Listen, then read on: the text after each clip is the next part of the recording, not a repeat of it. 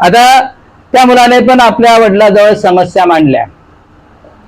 काय मांडल्या असतील? तुझ्यासारखाच पोरगा होता, आला तो शाळेतून आणि पापाला काय म्हणतोय, डॅडी मुझे मारने के लिए गैंग बना रहे, मुझे मारने के लिए गैंग बना रहे, गैंग. क्या गैंग बना रहे? अरे पण कौन से क्लास के लड़के हैं? बाप म्हणाला, पोरगा म्हणाला मेरे क्लास के लड़के हैं. अरे तो फिर ऐसा क्यों नहीं करता? अरे वो तुम्हारे टीचर को बता ना, क्लास टीचर को बता ना. पोरगा काय म्हणाला, याच्यासारखाच पोरगा होता. पोरगा काय म्हणाला, डैडी वो मेरा सुनती ही नहीं. हाँ? सुनती ही नहीं? फिर क्या?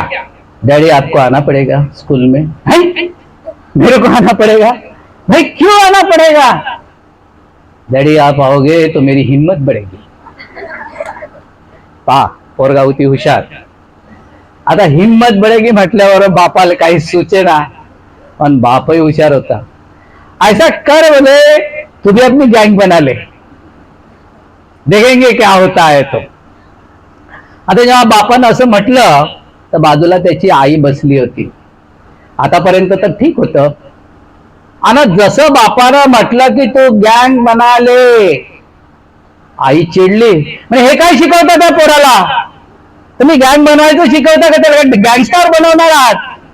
मग पोरगा राहिला बाजूला आणि माय बापाचा झगडा झाला सुरू.